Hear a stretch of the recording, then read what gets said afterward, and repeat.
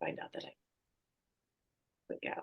All right. So well, thank you all for being here again. And like I said, I feel like I have my nice little posse here, and it's good to see you all. So, but we are going to start this recording. This is a really big one for me, just like with the Halloween one. I think the holidays present so many challenges that a lot of us don't necessarily think about beforehand. And especially if we're fostering animals, if we have animals that we don't know really well, we're bringing strangers into our home, or we're leaving them home for longer periods of time. With different things around the house, it can be a big challenge for them, and therefore turn into a challenge for us. That is definitely my chair back there. So so our training zoomies today, we're going to talk about holiday manners, but specifically in some cases table manners, and some of the general things that come up during the holidays. I do have on here our resource page, so as I send this link out to this presentation, if you want to click on that resource page, you can access the page on our website there. So let's go ahead and get started. And whoop, that's not how I want to get started. There we go. Here we are. So Community Canine Coaching Program, as those of you who have been here before are aware, my name is Kim Iffert. I'm the Agape Training Program Coordinator, and we started this program to be able to offer affordable, equitable, and accessible and quality training programs throughout Middle Tennessee to our partners and their supporters and adopters. I am a certified professional dog trainer. I'm fear-free training professional. I am an animal behavior college certified dog trainer and mentor trainer. I have a license with Family Paws as an educator, and I have a silver certification with Low Stress Handling University. And through those experiences, I have 20 years experience, plus a little more maybe, working with animal behavior and in shelter management. Each of these will be a link that you can go to as well to learn more about those programs if you're interested in those and what they all entail. But today we're going to talk about holiday manners for the table and more. So we look at, or most of us look at holiday as, it's a joyful time of year, friends and family come together, lots of celebration. But sometimes that can be a challenge for the pets in our home. So, we celebrate with food and family and festivities and all kinds of things. But the way that we can help our pets celebrate in a more joyful way as well is to start forming those furry foundations. So if we look at some of those joyful things, like the food that we talk about, we need to make sure that we are keeping some people food away from our pets. If you want to share holiday treats with your pets, and many of us do, we want to share all those special things. We can share them by making treats or buying treats that are formulated just for them. And we want to make sure that we're aware of the people foods and other things that can be hazardous for our pets. So I think a lot of us are familiar now with chocolate and the fact that chocolate is hazardous for our pets in larger amounts, especially dark chocolate. Other sweets and baked goods, or anything that it contains xylitol. So if you are making anything special, including ingredients with any kind of artificial sweeteners, I think we talked about last month, peanut butter, a lot of different peanut butters now contain xylitol. We want to make sure that we're looking at those ingredients before giving them to our pets, because that is extremely toxic. So turkey and turkey skin, because there's so much fat that makes them taste so good, even in small amounts, can cause pancreatitis in our dogs, which can be very painful and lead to some long-term issues as well. Table scraps, including gravy, meat fats. Again, we're talking about the high amounts of fat that are in those. Many foods that are healthy for people, like onions, raisins, grapes, garlic, avocados in large quantities, those can be toxic to our pets. So we want to make sure that we're paying attention to the types of foods that we might be sharing from the table, or that our family members, well-intentioned as they are, might be sharing from the table. And then yeast dough can also cause problems for pets, because that yeast dough, and we think about not just some of the homemade breads that we make, but if you've ever made those little salt dough ornaments, I know those were a big thing when I was young. The big tradition was to make those salt dough ornaments and hang them on the tree. Those can be enticing to our pets, but they can cause really painful gas issues and bloating and other gastric issues for our animals that we don't want to deal with in group situations, or even one-on-one with our pets. So we want to make sure that we're being aware of the food that we put out, and the proximity, and making sure that other people understand that they shouldn't be feeding our pets as well. Crazy. Family. So, family, one of the greatest things about Christmas is bringing everyone together. Christmas or Hanukkah or even, Thanksgiving. Everybody comes together to celebrate around the table, which is great for us. But we have to remember that our pets might not be as familiar with these people, especially children. Or I know in my house, all of my children each have their own dog, and bringing all those other pets over for extended periods of time can be highly stressful. So we want to make sure that we are letting people know what they might expect from our pets as they come in the door, and making sure that our pets are somewhat used to these people. And there's some things we'll talk about later on, um, that we can do to try and help prepare them for some of this. Close encounters. I talk about especially dogs and cats who might be a little bit nervous around people. People don't always understand how to respect their space. So is your dog used to seeing a lot of people come up and give you hugs? Coming up quickly, moving quickly to you, moving around you. Is your dog okay if people try to give your dog a hug? So a lot of people really love pets and they don't understand that they might be complete strangers. So I kind of try and advise people to stick to the rule of, if you wouldn't expect a child to accept a stranger touching or petting them in awkward ways, you shouldn't expect your pet to do the same. And that includes coming up and pulling on ears or grabbing cheeks or giving hugs or just touching them in unfamiliar places or even just moving too quickly towards them.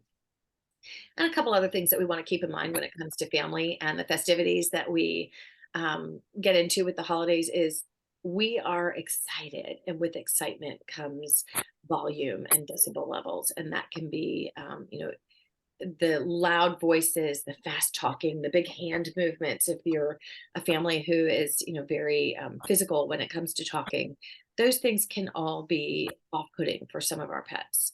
And just keep in mind that there's a lot of energy going around the room, and whether it's good, positive, happy, excitable energy, or it's energy that comes with some of the not so great family relationships, just that anxiety, or the sister that you have, sometimes don't always agree with, or disagreements with.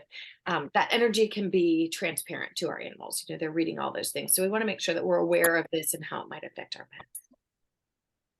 And then the other thing on here is festivities, how we make our house so festive, and be aware that those decorations can sometimes be a little bit dangerous. So, our Christmas trees, I have a foster puppy right now that loves to chew on just about everything. So I imagine a Christmas tree would be something that she would love to get her mouth on and drag around the house with her. Um, the lights and all the extra cords that we have around the lights can get super hot. The cords, if we go back to the Christmas Vacation movie, the cords can do damaging things to pets and people too. Flowers and the festive plants that we have around. A few that are very, very toxic to our pets are those beautiful poinsettias, amaryllis, mistletoe, balsam, some pines and cedar can, if ingested, be dangerous for our pets, and holly. Um, these can all be dangerous in, some of them in very small quantities, like the mistletoe and the amaryllis, but even just chewing on those pine needles can cause issues, with being stuck in their mouth or at the back of their throat. So things that we want to think about that we are aware of. And the other things, scented candles and potpourris. We'll talk about those a little bit and some of the dangers that they can bring to our pets. While we try and make our house beautiful and welcoming and warm, we want to make sure that we're being aware as well. So if we look at all of the holiday hazards that we want to be considering, all those wonderful festive things and how they can be hazardous, a few ways that we can prevent things from happening. Consider tying your tree to the ceiling or a door frame. We used to put a little hook up, like a plant hanging hook, above our Christmas tree, and we would wrap some fishing twine around the top of it and tie it so it would stand upright. I've also had baby gates and pet gates, X pens, put around my tree to keep it from toppling over, to keep my pets from being able to get to it. A lot of times we'll put additives in the water to help if we have a fresh tree, to help it last longer. We want to make sure that we're aware that those additives can be toxic. So if the animals in your home can get to that water, cats are good about getting underneath little trees and bushes and whatnot, and the dogs can be as well. If you have water that's at the base of your tree, fresh water, you want to make sure that there are no additives in it that might cause stomach upset or be poisonous to our pets.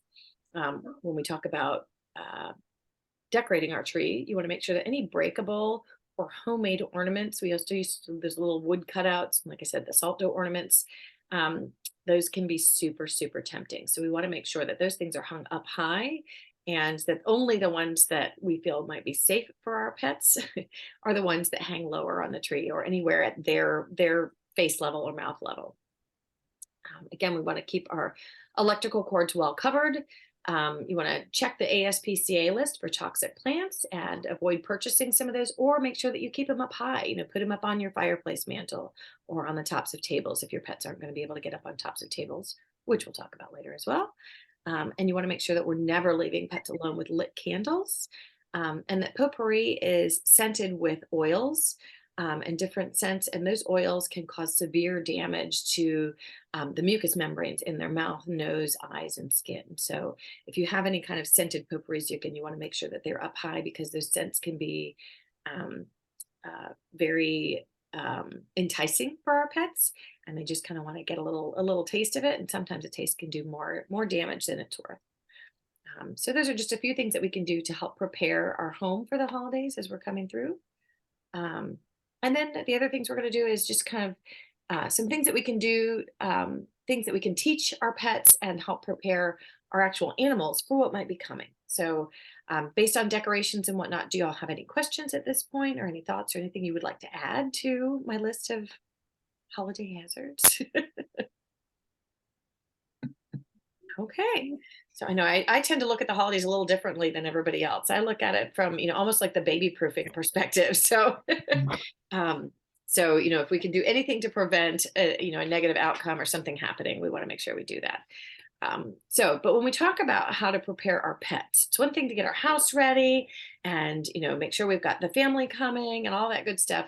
But we want to make sure that we're preparing our pets for what's about to happen as well. So the first thing that's going to be important is understanding what your normal is like for your animals each day. What kind of things do they exhibit when they're feeling stressful, when they're feeling relaxed, when they're happy, when they're not so happy? Understand what those signals are, get to know them, and know when something is not right. Or if something seems to be abnormal, if you have a pet who's normally super exuberant and now they start to hide, or vice versa, if they normally hide and now they keep coming out to try and check things out, that might be something that you want to investigate and try and figure out what's making them feel this way. Is that a good thing, or is it maybe not such a good thing? And as we do that, we want to make sure that we are advocating for our pets. We are the only advocates they have. We are the only voice that they have. Hi, Marie. It's nice to see someone else coming in. I have a recording of this, so I'll be sending this out, the full recording along with the presentation slides. So you'll be able to see what you might have missed in the first few minutes. All right. But right now we are talking about things that we can do to help prepare our pets for the holidays and some of the holiday hazards that might come up. So as I said, know what your dog's or cat's normal signals are. Know what what they're like on a normal day and what they're like when they might be stressed out. And watch for those. And then your next step is to make sure that we're advocating. So if you have an animal who might not be used to different people, or if you have a lot of people who might be coming to your home for the holidays, make sure that as they come in, you let them know that you've got a dog or a cat running around the house, or a lizard or a bird or whatever it might be, and ask those people to make sure that they're respecting our pet space. Just like we would ask them to respect the space of other family members, or our young children if they're nervous. We can let people know that our pets might be a little nervous. I remember with my kids, I would always say, oh, Rachel's really shy. She might hide for a while. And if you offer her a cookie or so, she'll come up and start talking to you. Well, it's kind of the same thing with my dogs. They might be a little shy. And if you leave them alone and let them kind of investigate and observe and toss a couple treats their way, they're going to feel a lot more comfortable about interacting. So, and hey, Emma. I've got my foster pup back here getting into her bag of food. So another thing that we want to make sure that we're doing, and sometimes, especially if you have younger family members or family members, the class clowns, or, the Saturday Night Live skit, the drunk uncle, make sure that we're paying attention to the fact that people might be offering our pets inappropriate food or drinks. And food, feeding them from the table, as we kind of talked about before. Some of the foods that come off of our table, turkey skin and gravy and high fat meats, can cause problems for our pets. So we want to make sure that we're not giving them those things, and that other people don't feel like they can give them. Sometimes they think they're doing them a big favor, and those are the treats that they're going to offer, but it can cause some issues with our pets later on. And then the other thing is, don't be afraid to remove your pets from the room if you feel like it's a stressful situation. Find a safe place for them to go and leave them there. And we'll talk about that a little bit later in the presentation as well. So these are all ways that you can advocate for your pet's success. Sometimes it feels like we're leaving them out of the family fun, but at the same time, if it's stressful for them, it's not fun for them. So we need to make sure that we're being aware of that. And then the last thing I want to talk about here, and what we're going to talk about through the rest of this presentation, is start those preparations and that training with our pets early. So we want to make sure that we have those things at least started, so that they have an understanding of what is going to happen or how to deal with it before Thanksgiving Day. So to work on these foundations and the things that we want to think about and plan in advance, we want to anticipate that this is going to be challenging, and we need to work with them and give them some time to figure these things out before it hits them right in the face. So some of the things that we can talk about tonight: preventing counter surfing. So if you're cooking big meals and you've got your whole kitchen set up as a buffet, or if you've got your Thanksgiving dinner out, there's nothing worse, and I know this from experience, than setting up your Thanksgiving table and coming in to find your dog in the middle of it and the turkey half gone. It's not great for the dog. It's certainly not great for the turkey, and it really puts a damper on the meal. So we can prevent those counter surfing behaviors if we teach our dogs other behaviors long before the holiday starts. Teach an off or a leave it cue is as a backup for if they aren't able to work on some of these other things. Teaching a solid leave it, meaning don't even think about getting up on that table, or don't even think about taking that cheese plate off of the coffee table. We want to make sure that those are things that they have an understanding of before we get in there, so that we can cue those if we see them. Teaching a place cue is a great resource to have for all kinds of things. If you've got a dog who's, jumping on guests when they walk in the door, teaching a dog, go to this place over here, and you can hang out there until the activity is a little less and you've settled down a little bit and things aren't quite so exciting. Or if we're sitting at the dinner table and dogs are running around, walking around the table, begging for the next soft-hearted soul to drop some tiny morsel into their mouth. If they've got a place where they can hang out in a corner somewhere safely, and they are able to stay there and be comfortable there, we don't even have to worry about people offering food that they shouldn't be offering to our pets. We can also talk about crate training, and using a crate to safely contain our pets while we have lots of activity going on in the house, and or setting up gates and having a separate room that's set up for our pet and that they already feel comfortable in, so that when the evening comes and there's 5, 10, 20, 30 or more people milling around the house, and our dog might be anxious about strangers, that they don't suddenly feel more anxious about having to go into a room being separated when they can still hear everything that's going on in the rest of the house. She's going to be loaded with sweet potato treats tonight. And then one of my favorite little things about the holidays here is, when in doubt, leave them out. Don't risk an incident with an animal who might be nervous and a family member. So that's going to make those family holidays much more challenging in the future. So how do we plan in advance? So we're going to talk about, first thing, counter surfing, because this seems to be the biggest one that hits during the holidays. There's lots of yummy food out. If I could teach myself to stop counter surfing, I might have a better figure myself. So, but for my dogs, I want to make sure that my company is comfortable knowing that my dogs are not going to steal something off their plates, off the counters, that there's not, going to be any excess of hair that shouldn't be there. Or, like I said, the worst case scenario, that I walk in to seat everybody at the Thanksgiving table and the dog is in the middle of it and the turkey's half gone. So counter surfing, we want to make sure that we start with prevention. So I don't know if this is blocking you all. Oh, now I did it again. We always want to start with prevention. So, and the easiest way we can prevent counter surfing is to try and keep those counters clear. So on an everyday basis, and this again doesn't necessarily pan out for the holiday itself. But on an everyday basis, if we're not putting things on our counter to entice our pets to get up there, they're going to be much less likely to try and do it when there are things up there and there's a lot of activity going on. So keep your counters clear if you can on a regular basis. Don't leave that loaf of bread out, because if it were in my house, it would be gone. You'd find yourself an empty bag.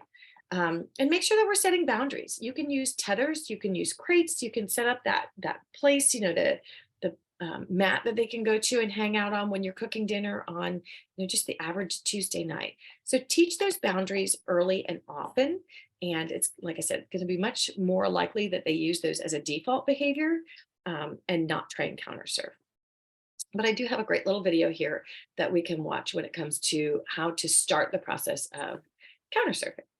So let me pull this back over. And I tried to keep real short videos. This isn't necessarily a real short one to teach, so maybe a little When bit you stay longer. at a Vrbo, the And of host doesn't course, stay with you. get Because the ad without again. privacy in your vacation home, Are you getting really frustrated about your dog No, counter this is surfing not and the one I never want. really sure when it's going to happen, so it's hard to train through Hold it? on. Good girl.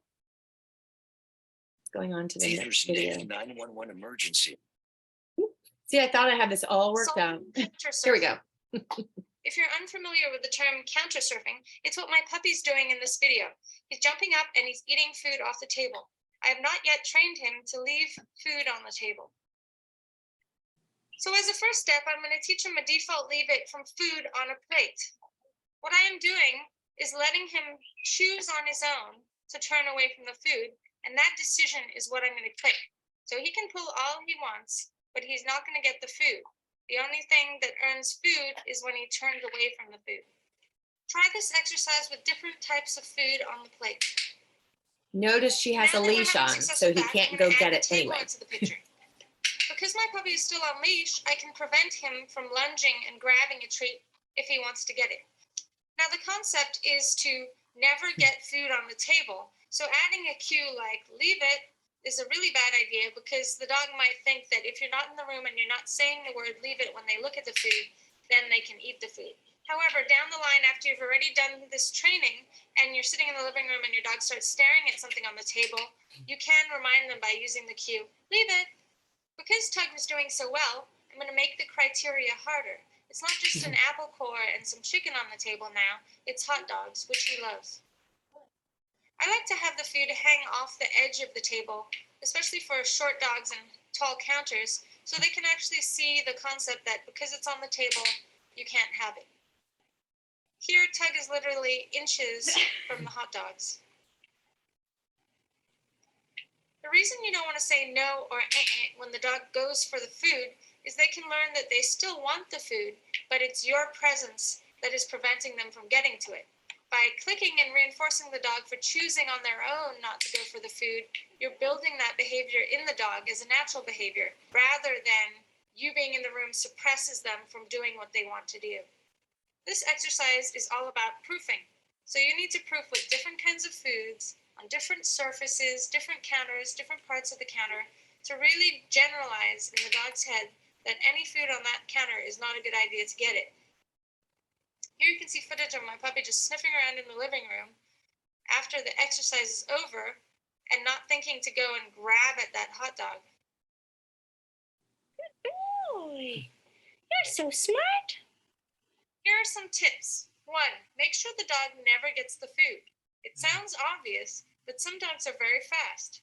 2, if he is struggling to look away from the food, either give him a hint by making an attention noise or taking some steps away so he's not as close to the food. 3, as he succeeds, raise criteria. 4, you can start off first with a carrot on the table, but the reinforcer is something even better like chicken. 5, watch my Leave It video for more information on teaching the Leave It. Solving counter surfing. Take that one down. And I'll leave it. It's going to be the next one. So a couple things that I want to reinforce about this is she talks about click and mark. So, or click and reward away from it. You don't have to have a clicker. I think we've talked about this before. Like, I'm not a huge fan of clickers. I love the idea of it. But for me to always have my clicker around, especially if I'm, training my dog and I have him outside and I've got a leash in my hand, I'm watching my dog, I've got my clicker, I've got my treat pouch, I've got my poop bag. I don't have that many hands, and I don't have the attention span like my dog doesn't have the attention span to be able to do that. So instead of having a clicker, every time the dog looks away from that thing that they might be interested in, looks away or moves away, all you have to do is say yes, and then offer a treat farther away. So if you noticed, each time he would look at it and then look away from it, she would toss the treat a little bit farther away. So she actually taught him, instead of trying to grab it, I'm going to move away from that table and there's going to be something good for me. And eventually that becomes the default behavior. So again, this is something you're not going to be able to start it on, if Thanksgiving is Thursday, you're not going to be able to start it Thursday at 2 o'clock in the afternoon. You want to start this last week and get them used to it. So because the table, the Thanksgiving dinner table is different than the kitchen counter, is different than your coffee table, is different than that piece of food that somebody might have dropped on the floor. So teaching this and starting this early on is important to make sure that they understand I can see something, I can be super tempted by something, but the reward comes when I don't take it and when I walk away from it. So any questions about that? Oh, all right, go on to our next. So the next one is teaching leave it, the counter surfing is kind of teaching the foundations of don't even think about it. You cannot take it just because you want it. It's all about impulse control. And if we have a dog who's just super impulsive, and most puppies, most young dogs, and some breeds are just really impulsive breeds. If I see it, I want it, I'm going to get it. This exercise is such a great exercise for those impulsive dogs. Even if you have a dog who is reactive on leash and wants to chase after other dogs, teach a leave it. Make sure it's a solid thing. And when they look at another dog, you can, hey, leave it. And you get your dog to look back at you and walk on past. So it's a great skill to have. It's safety for the holidays. It's great for teaching impulse control, but it can be used in so many different ways. So there are 2 videos here that when I send this link out over email, you can watch both of the links on there. But I'm just going to show the beginning one today. So you can get an idea of how to start teaching this cue. And then if you want to go back, you will have an email address, or this presentation will be in your email, and you can go back and watch both of these so you get a better idea of how this will be teaching you how to start it, but the leave it part 2 will teach you kind of how to keep working with it, and eventually get your dog to not only not try and go at those things, but actually to stop and look at you and kind of ask permission. Is it okay? Which in most cases we're going to go, how about we move along and then we can get something else. So, so let's see, let me go up to my leave it part 1. Video set. Give yourself a head start with this behavior by training no mugging first. Here are links to 2 tutorials on teaching no mugging. Which mugging is, I'm going Put to food try and down grab on at the it. floor in your closed hand. Click the millisecond that your dog backs away from the food and feed back for staying back away from your hand. You can either feed your dog on the floor or to their mouth. Some dogs find it very confusing if you put the treat on the floor. Once your dog is successful with this, I'm going to stop right there. When she says feed back from your hand, notice that she's got her treats that she wants the dog to not take right here. And when she rewards him for moving away from it, she rewards him back over here. So when she says feed back, that means back away from the item that you're trying to teach them not to take. this step, put the food on the ground and cover it with your hand. Click for your dog backing off. You can also play peekaboo, where your dog is getting to see the treats and then they're being covered again. If your dog lunges for the treats, simply cover the treats again with your hand. You don't have to be intimidating. If you think your dog might hurt your hand, you can use a bowl to cover the treats and start with a very low value treat to begin this exercise with a dog that's very excited about food. Good go.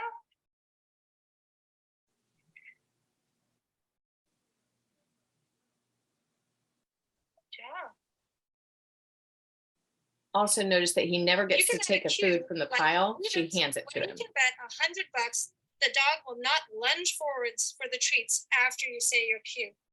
Say the cue as you put the treats down. Click and reinforce your dog for leaving them or backing away.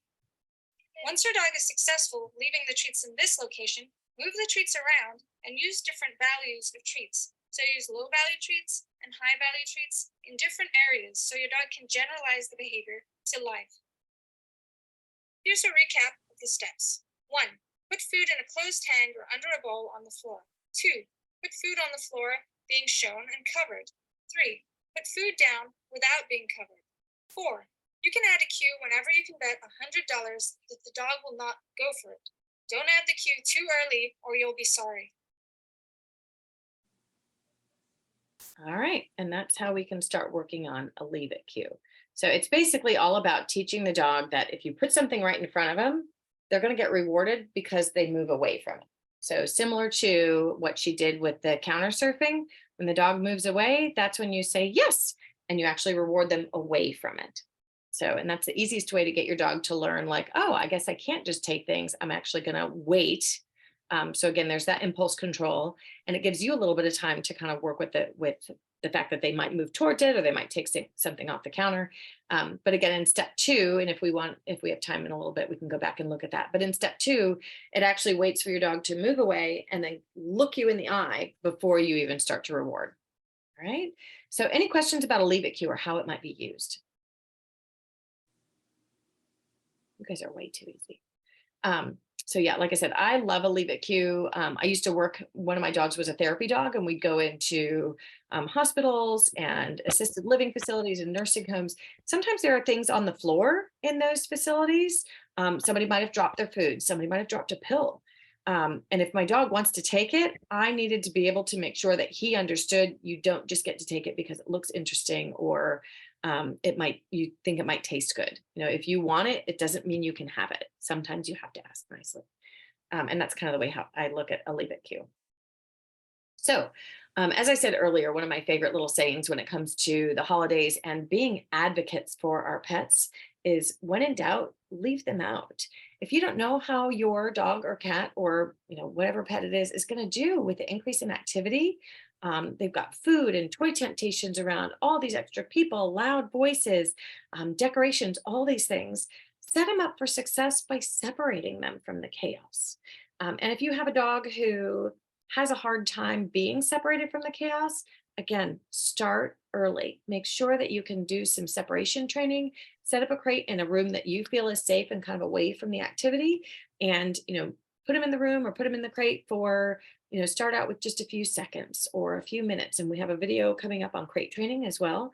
But we want to make sure that we're setting them up for success. So you can do a couple of things. First of all, keep your dog on a leash. So if you know that they want to be a part of the activity, or you think they want to be a part of the activity, keep your dog on a leash and keep them with you as the things get started. So you can kind of watch their responses to things, make sure that they're not jumping on people or grabbing things that are inappropriate or all the things that we're trying to teach them not to do. We can control that by having them on a leash and keeping them tethered. I can tie it around a belt loop, or even my belt. I can have it on my wrist or my arm. If you have a tether and a safe place where you can put your dog, but you can keep your eye on them. When I was a kid, my mom we had one of those movable dishwashers that we could roll around, but we would tie my dog's leash to the base of the dishwasher so we could see her in the kitchen, or the dining room table if there wasn't food on the dining room table, a door handle, a heavy sofa, but you want to make sure that you can see what your animal is doing. Make sure that they're feeling okay with things as you go through. So you can keep a leash on your dog. You can crate train your dog, but again, start before you need it. So we're not just shoving them in a crate that night and they can hear all the chaos going on and it just increases their anxiety. Consider putting up some gates. There are lots of great little baby gates out there that are just tension. You can put them in with just the tension so that you don't have to actually make holes in your wall or in your woodwork. Or you can use an X pen. You can use, work on a place cue, which we'll also show a video of in a little bit. Work on a place cue in active areas so that they have a place where they can go and lay down and give them something to do. Again, put them in a separate room. You can add soothing music, maybe have a TV on, all kinds of things that you can do to kind of mask the noise and help them feel a little bit more comfortable about the fact that they are separated. And then the other thing is break out those enrichment toys. I can't talk enough about enrichment. When we first started this, little Emma, my foster pup, was back here chewing on a treat dispensing toy. And now she's sleeping at my feet. So it was a great way to tire her out without tiring me out. And I could still get some other things done. And again, when I send this presentation out, this link right here has a whole list of some great enrichment toys. And I'll have a link towards the end of some DIY stuff that you can make at home. So if you don't get a chance to get out, or you're putting your money towards gifts or the foods or whatever festivities, there are lots of things that you can find within your home to create enrichment toys and puzzle games for them. So, but yeah, when in doubt, leave them out. Your dog and the other family members are going to thank you for it. Don't risk that something might happen. There might be an incident because our dogs are nervous or people aren't comfortable with having them around. So crate training. I think crate training is one of the greatest things in the world. Even for my dogs who don't necessarily need to be in a crate anymore. It's still good to keep it in practice, because as our dogs age, there might be times where they have to go somewhere and they need a quiet space, or, as my lab aged, he became a little less capable of, getting in and out of rooms himself. So he used the crate in his older years as his safe place. He went in on his own.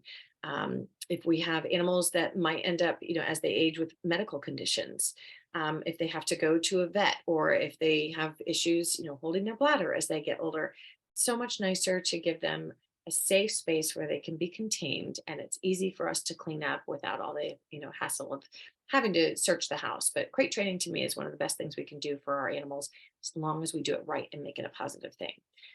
So a very quick video on crate training. Some of you may recognize our video E. Properly done, crate training can be an important tool for potty training your dog and keeping them safe while you're away. There is a common misconception that crating a dog is a punishment, but this is not the case. Your dog's crate should be viewed as a safe, comfortable place and never associated with a negative behavior. To start, you'll need a crate 1.5 times longer than the dog and tall enough for them to stand and turn around in. If the crate is too large, this may allow them room to urinate in one corner and sleep in the other. And that's more of a puppy thing. You may need to use a crate divider to adjust the size as your puppy grows. Place the crate in a quiet, comfortable area in your house, maybe even draping a sheet over it to help your dog feel more comfortable and secure. Never force your dog into their crate.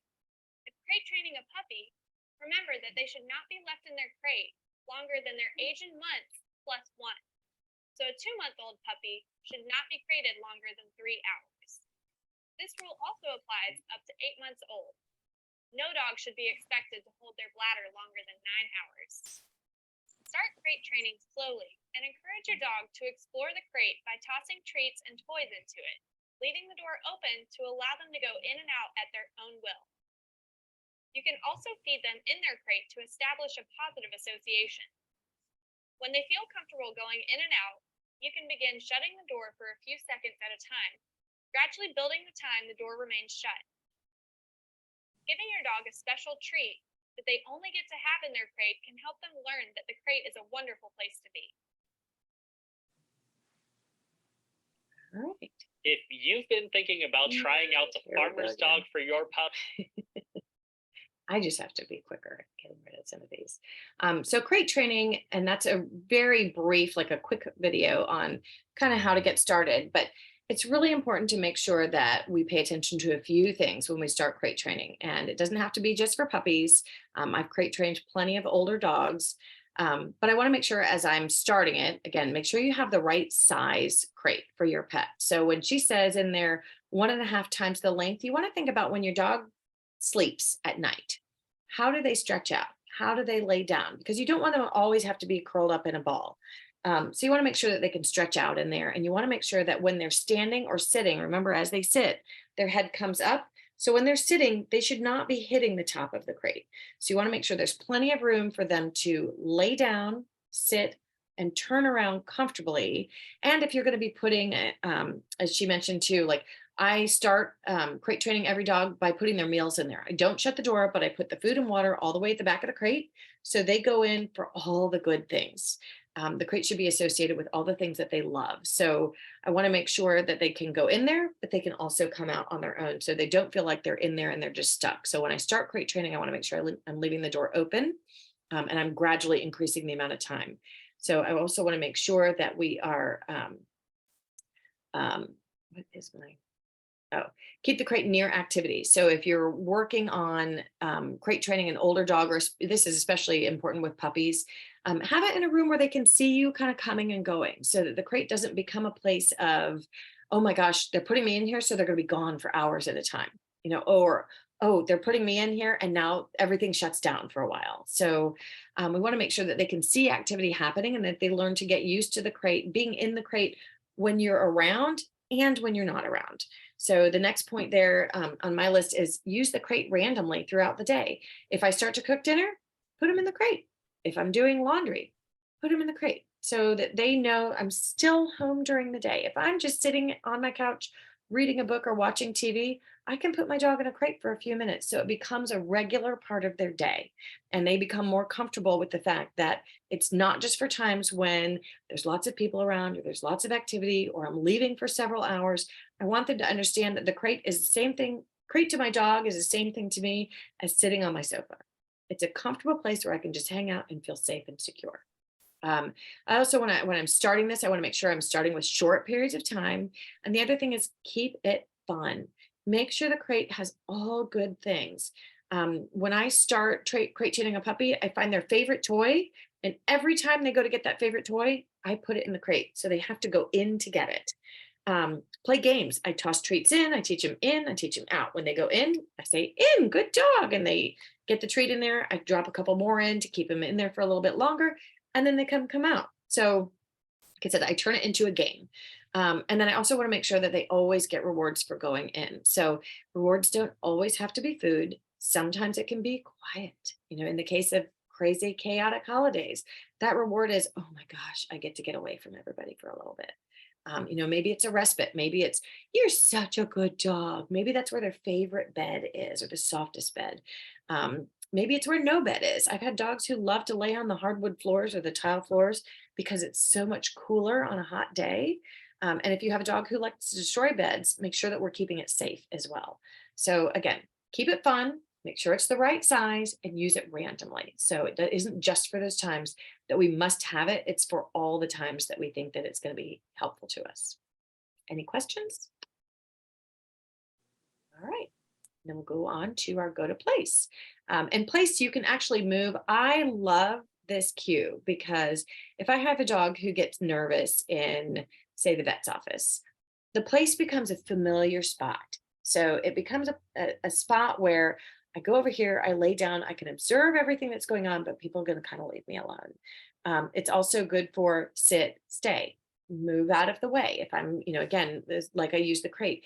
If I'm cooking dinner in the kitchen, or if I'm setting the table and we're all going to sit down for a family meal, but I don't want my dog to be wandering around begging from each person that's sitting there, I can teach him, go to a place. And I take that mat that might have been in my family room and I put it in a corner of the dining room, or I can move it to a corner of the kitchen, or I can bring it to my vet's office and give them a safe place that smells like them, that feels like them, that's familiar, that they're normally comfortable in, and bring that to the vet's office with me. So the place cue can be useful for all kinds of things. Strangers coming in the door, if I don't want my dog to greet them right at the door because maybe they're a little bit nervous, or thinking of holidays, the UPS driver is coming to deliver some packages.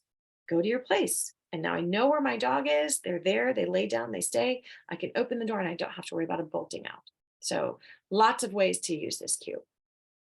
So our go to place cue, and again, another quick video and another familiar face here. The place cue is a great way to teach your dog how to settle in a certain area when you need them to. To teach the place cue, start with a handful of treats, a mat or dog bed, and a distraction-free environment. Give the cue place and lure your dog onto the mat by holding the treat over it. Reward and praise once they have all 4 feet on the place. Practice this exercise until your dog is following the cue and lure every time. I'm going to stop there and make a quick note. When you see this, she says, lure him to the mat. She gives him the treat. You can watch her hand. If you watch her hands carefully, she gives him the treat when all 4 of his paws are on the mat. And then she takes her other hand and moves it away. So she's kind of trying to move him off of the mat, but she's not rewarding him for that. So the video can be a little confusing because you see her hand giving him treats when he's on the mat, and then you see this other hand moving away. That's just a cue for him to like, hey, come on over here. So she can keep practicing over and over again. Once they get the hang of it, wait to see if they offer a sit or down on their own while on the mat. If they don't, ask them for a sit or down before rewarding them. When they begin automatically sitting or laying down on the mat after being cued to their place, you can begin waiting a few seconds to reward them. Begin taking steps away from them while they stay on their place, gradually building up the time on their place before rewarding. Once your dog has built up their place cue to a few minutes and from various distances, be sure to go back and reward regularly for staying on it. Be sure your dog knows the place cue very well before attempting to use it while guests are in the house or while out in public. All right, and that is our place cue. So, and that is one, like, I love the video, but I also have to keep in mind that her dog is a well-trained, service-trained dog, and that he didn't learn that in the minute and 16-minute video. So it takes a lot of repetition, and it takes a lot of time to encourage your dog, go back on, here's the treat, now move away. Now go back on, and here's the treat, now move away.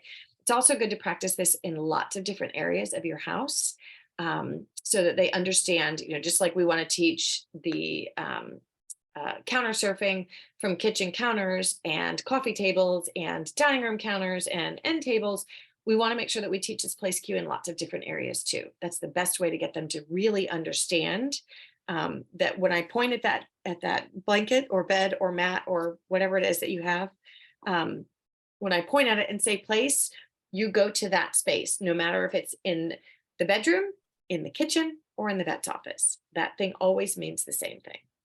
And again, a couple of little tips that I want to add to this are make sure that we work on these behaviors before we need them. Because like I said, even this beautiful dog right here who learns very quickly didn't learn this in an afternoon.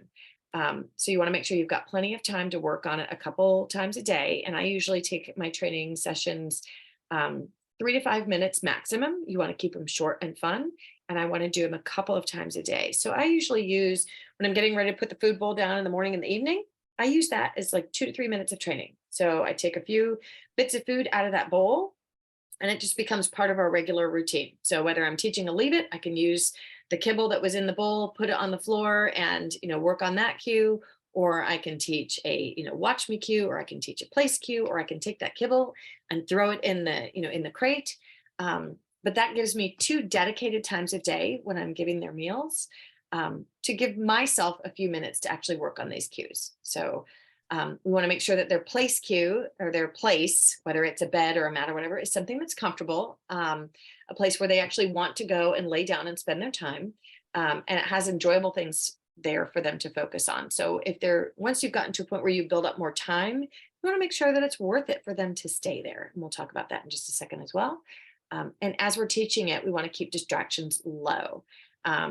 So if you have other pets in the house or children in the house or just other family members that are kind of coming and going, let them know, give me a few minutes in the room alone so that we can work on this, because the last thing you want to do is teach them to go to a place and then move right off because somebody just distracted them. So we want to make sure that we're keeping other people and pets from approaching when you're working on these things.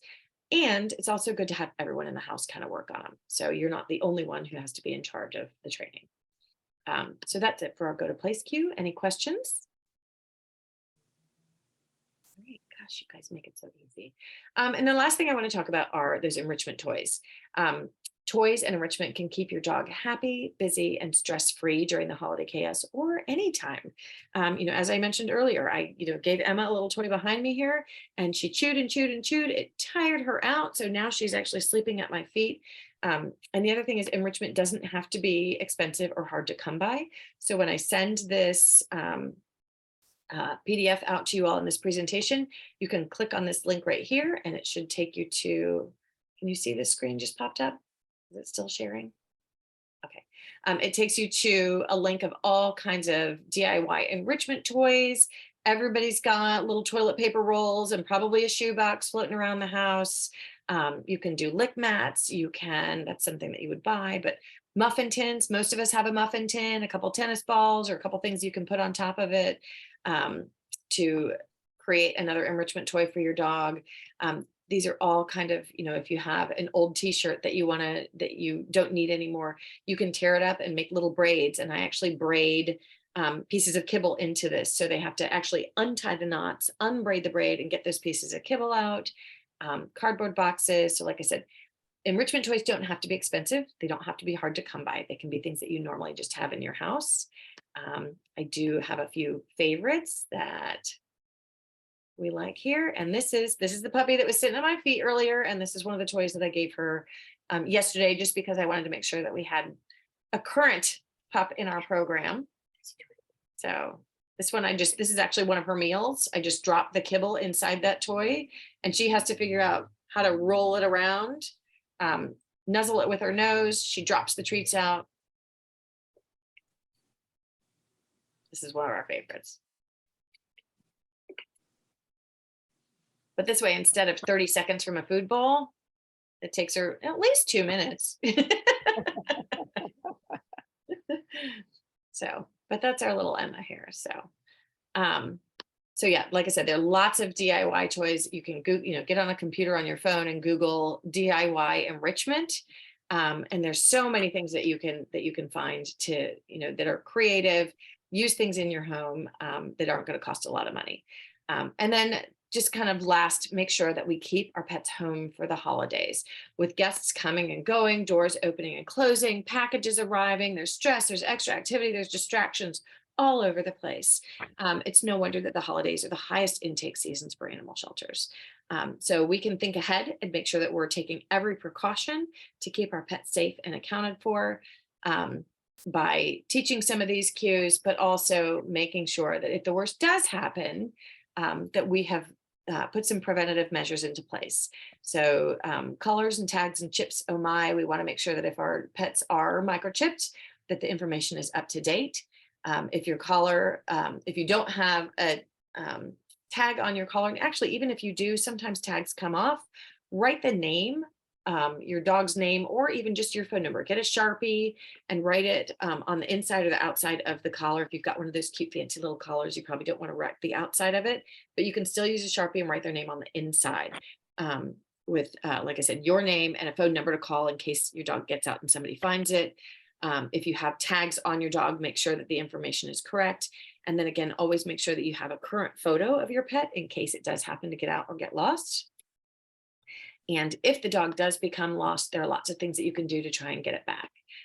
So first of all, or prevent it from getting too far away. So call your non-emergency police, let them know to be on the lookout, what kind of dog it is, where they were lost, what direction you think they might have headed.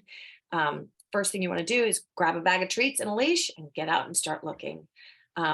If you have a gate in your front door, make sure, or a gate in your yard, make sure you leave it open, because they're going to be looking for those familiar, or they're going to be looking for familiar scents. If they don't necessarily know the yard, leave a blanket or clothing with your scent or a safe scent outside on it, just outside of your door, so you can entice them into your yard. Call Metro Animal Care and Control and leave a message. If they aren't there, always leave a message. They do check them. Let them know your name, your dog's information or cat's information, the area where they were lost. And then if somebody else finds your pet and they call there, they'll be able to match the two up. And then you also want to go to the Safe Coalition. This is also a link. So when I send this to you, you can go to a link on the Safe Coalition's website, which is a great list of resources of places to post information if you have a lost or a found pet. And you also want to create a lost dog flyer. There's information on how to do that on that Safe Coalition page. So hopefully we don't ever have to worry about this, but in the off chance it happens, you now have the resources and ways to help get your pet back safe and sound as quickly as possible. So that is the end of this particular Zoomie, right in time. Do we have any questions or concerns or anything that you would like to see in our next Zoomie? I'm always open to ideas. No? All right. Great again, Kim. It was really good. I'm going to stop our recording.